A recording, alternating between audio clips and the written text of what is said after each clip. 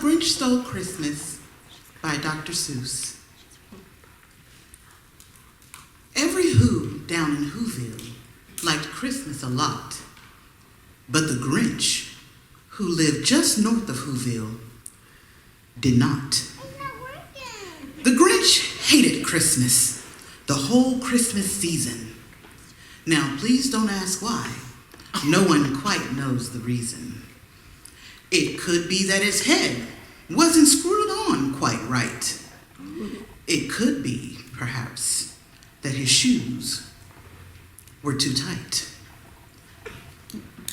But I think that the most likely reason of all may have been that his heart was 2 sizes too small.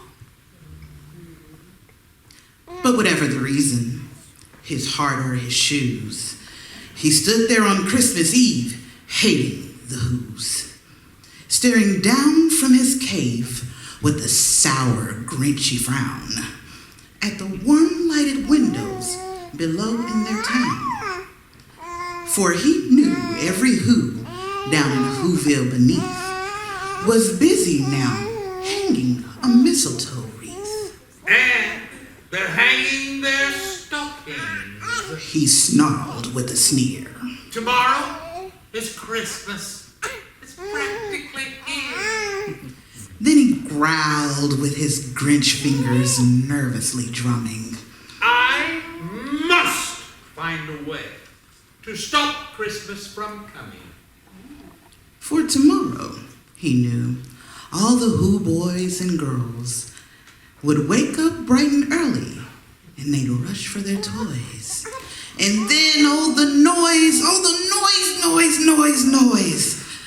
That's the one thing he hated. The noise.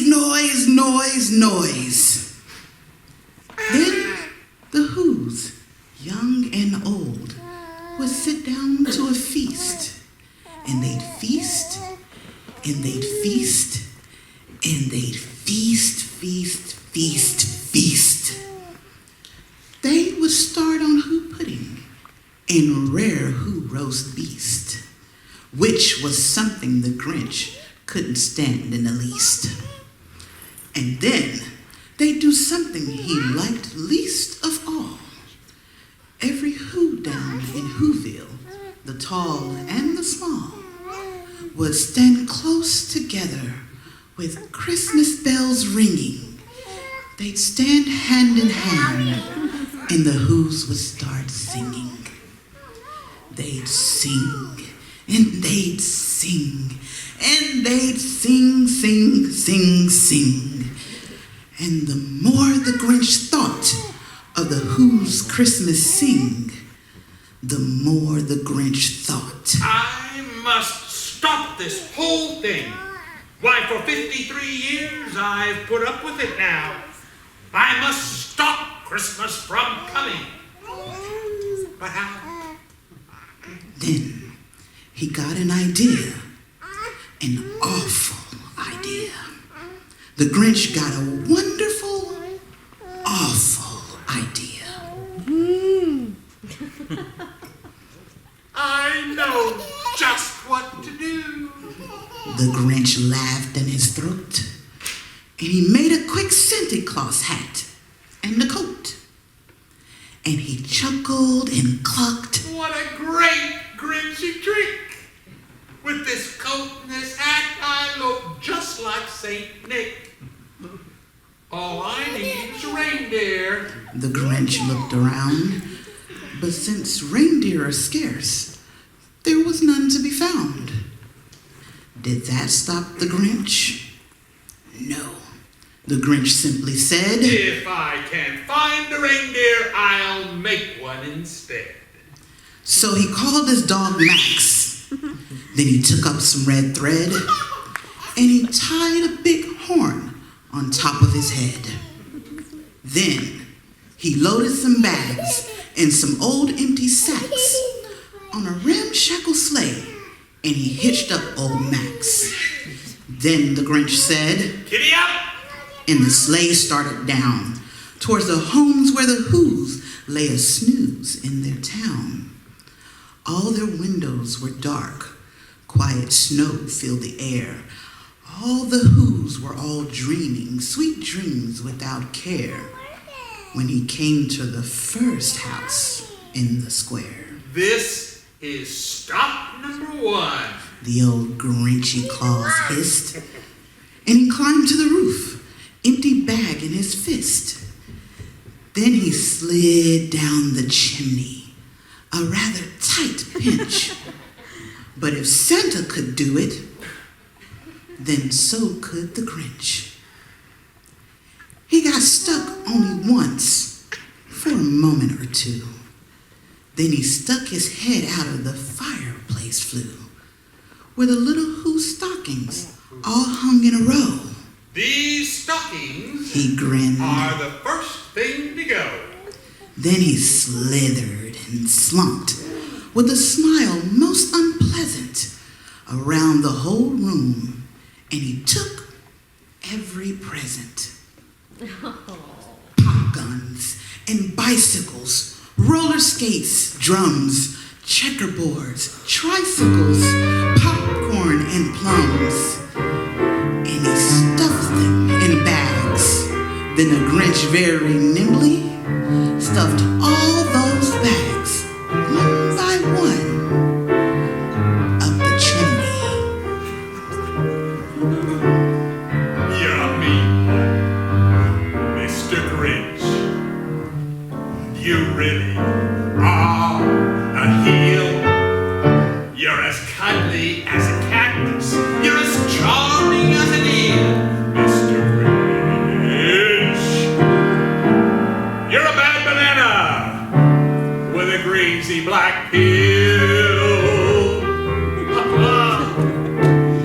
You're a vile one, Mr. Grinch.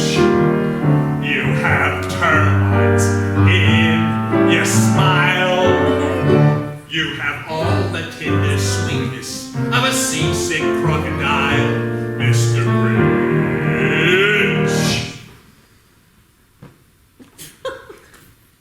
Given the choice between the two of you, I'd take the seasick crocodile.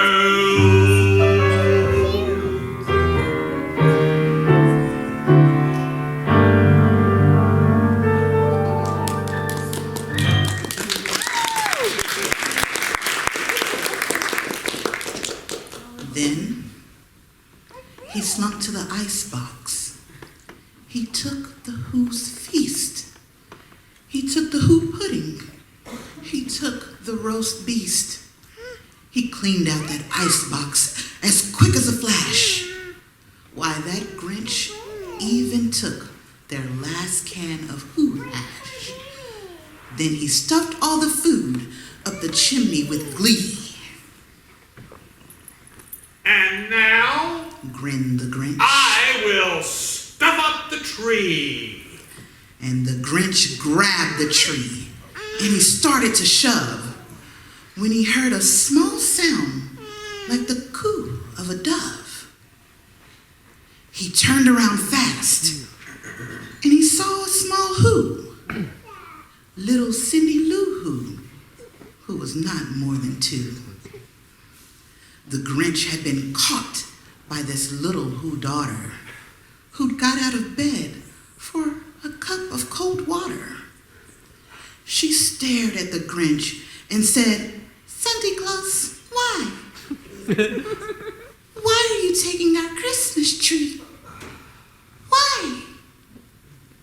But you know that old Grinch was so smart and so slick.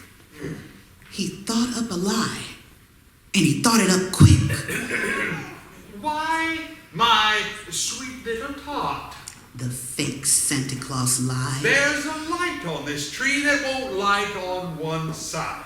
So, I'm taking it home to my workshop, my dear. I'll fix it up there, and I'll bring it back here. And this fib fooled the child. Then he patted her head. He got her a drink and sent her to bed.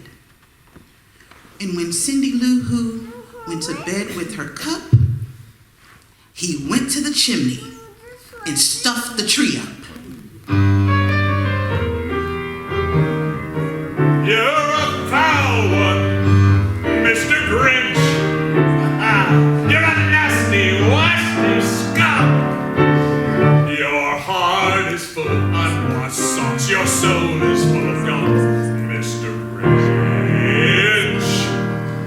The three words that I use to describe you are, and I quote, stink, stank, stunk.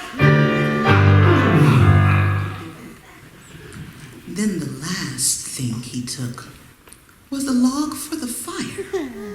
Then he went up the chimney himself, the old liar. On their walls he left nothing but hooks and some wire. And the one speck of food that he left in the house was a crumb that was even too small for a mouse. Then he did the same thing to the other Who's houses, leaving crumbs much too small for the other Who's mouses. It was 1/4 dawn when all the Who's still abed, all the Who's still a snooze, when he packed up his sled. Packed it up with their presents, the ribbons, the wrappings, the tags and the tinsels, the trimmings, the trappings. 3,000 feet up the side of Mount Crumpet. He rode to the tip-top to dump it. Pooh, pooh to the Who's. He was Grinchishly humming. They're finding out now no Christmas is coming. They're just waking up. Oh, I know just what they'll do. Their mouths will hang open a moment or two. And then every Who down in Whoville will all cry boo hoo. That's a noise Grinned the Grinch. that I simply must hear. So he paused, and the Grinch put a hand to his ear. And he did hear a sound rising over the snow. It started in low, then it started to grow. But the sound wasn't sad. Why, this sound sounded merry. It couldn't be so, but it was merry, very. He stared down at Whoville. The Grinch popped his eyes. Then he shook. What he saw was a shocking surprise. Every Who down in Whoville, the tall and the small, was singing without any presents at all. He hadn't stopped Christmas from coming. It came. Somehow or other, it came just the same. And the Grinch, with his Grinch feet ice cold in the snow, stood puzzling and puzzling. How could it be so? It came without ribbons. It came without bags. It came without packages, boxes, or tags. And he puzzled 3 hours till his puzzler was sore. Then the Grinch thought of something he hadn't before. Maybe Christmas, He thought. doesn't come from a store. Maybe Christmas, perhaps, means a little bit more. And what happened then? Well, in Whoville they say that the Grinch's small heart grew 3 sizes that day. In the minute his heart didn't feel quite so tight, he whizzed with his load through the bright morning light. He brought back the toys and the food for the feast. And he himself, the Grinch, carved the roast beast.